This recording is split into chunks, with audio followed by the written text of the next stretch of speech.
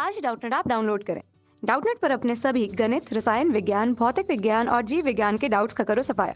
बस प्रश्न की फोटो खींचो, एक ही प्रश्न को क्रॉप करो और तुरंत वीडियो सोल्यूशन पाओ। अभी डाउनलोड करें। नमस्कार दोस्तों, हमारा आज का प्रश्न है प्रकाश फास्फोरिलेशन पर टिप्पणी लिखिए। तो देखते हैं दोस्तों, प्रकाश फास्फोरिलेशन। दोस्तों, यह जो क्रिया होती है यह प्रकाश पर निर्भर करती है और इसे सूर्य के प्रकाश की आवश्यकता होती है या जरूरत होती है, जिसके कारण इसे लाइट रिएक्शन या प्रकाश अभिक्रिया भी कहा गया है। और यह जो क्रिया होती है प्रकाश फास्फोरिलेशन की, यह क्लोरोप्लास्ट के जो ग्रेना भाग होते हैं उस ग्रेनम में या ग्रेना में यह प्रकाश फास्फोरिलेशन की क्रिया होती है।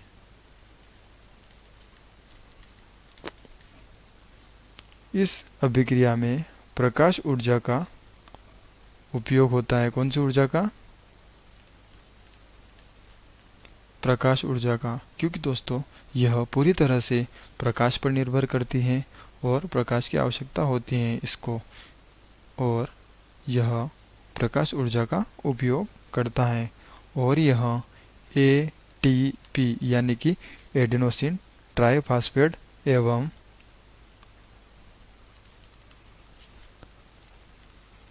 अपचायिक शक्ति यानी कि रिड्यूसिंग पावर जिसे हम कहते हैं, इनका निर्माण होता है, यानी कि एटीपी का निर्माण होता है। और इसके अतिरिक्त इसमें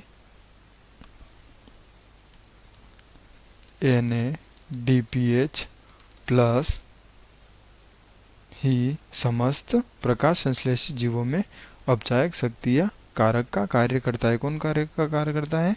यह NADPH कारक का कार्य करता है। और इस प्रकाश अभिक्रिया की जो खोज थी वह वैज्ञानिक रॉबर्ट हिल ने की थी, जिसके कारण इसे हिल अभिक्रिया के नाम से भी जानते हैं। कौन सी अभिक्रिया? हिल अभिक्रिया या हिल रिएक्शन। तथा यह हिल अभिक्रिया 5 चरणों में पूर्ण होती। कितने चरणों में? 5 चरणों में। जैसे कि पहला है दोस्तों क्लोरोफिल द्वारा प्रकाश ऊर्जा का अवशोषण। किसका अवशोषण? प्रकाश ऊर्जा को सर्वप्रथम अवशोषित करता है। किसके द्वारा अवशोषित होता है? यह क्लोरोफिल के द्वारा प्रकाश ऊर्जा का अवशोषण होता है, यानी कि क्लोरोफिल द्वारा। इस अभिक्रिया में होता है दोस्तों कि सर्वप्रथम पहले पत्तियों पर जाने वाले विभिन्न प्रकार की जो क्लोरोफिल के अणु सूर्य के प्रकाश की विकिरण ऊर्जा को प्रकाश के स्पेक्ट्रम में अवशोषित करके अभिक्रिया केंद्र की ओर स्थानांतरित करते हैं, यानी कि उनको भेजते हैं। तथा फिर दूसरे चरण में सहायक वर्णक द्वारा प्रकाश ऊर्जा का क्लोरोफिल में स्थानांतरण होता है, यानी कि दोस्तों पत्ती की जो प्रकाश संश्लेषण इकाई में जो उपस्थित क्लोरोफिल एक को छोड़कर अन्य सभी प्रकाश संश्लेषी वर्णक सहायक एक्टिना क्लोरोफिल जिसे कहते हैं, इन सहायक अथवा एक्टिना क्लोरोफिल के द्वारा अवशोषित प्रकाश ऊर्जा अभिक्रिया केंद्र क्लोरोफिल 700 तथा इसमें स्थानांतरित कर दी जाती है। किसके द्वारा? सहायक वर्णक के द्वारा। और ये सहायक वर्णक कौन होता है? यह सहायक वर्णन जैसे कि एक्टिना या इसे एंटीना क्लोरोफिल कहते हैं। इस एंटीना क्लोरोफिल को ही सहायक वर्णक कहते हैं।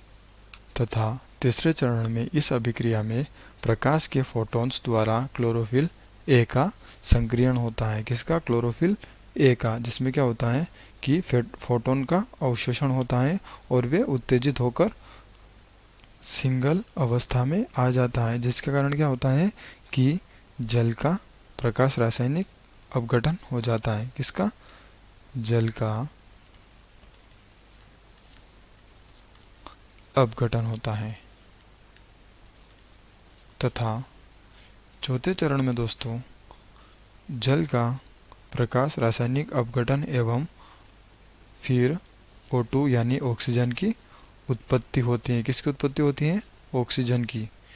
उसके बाद फिर इलेक्ट्रॉन अभिगमन होता है, जिसके कारण क्या होता है कि ADP यानी कि एडेनोसिन डाइफॉस्फेट की उत्पत्ति होती है और फिर ADP से ATP के अणु प्राप्त होते हैं, यानी कि एडेनोसिन ट्राइफॉस्फेट बनता है। और यह ADP से ATP की जो क्रिया होती है, इस क्रिया को फोटो फॉस्फोरिलेशन के नाम से जानते हैं। कौन से नाम से? Photo phosphorylation. और यह जो क्रिया होती है यह प्रकाश की उपस्थिति में होती है, जिसके कारण इसे प्रकाश फॉस्फोरिलेशन कहते हैं और इसे प्रकाश हील अभिक्रिया भी कहा गया है, जिसकी खोज रॉबर्ट हिल ने की थी। तो धन्यवाद दोस्तों, आशा करता हूँ आपको यह उत्तर जरूर समझ में आया होगा।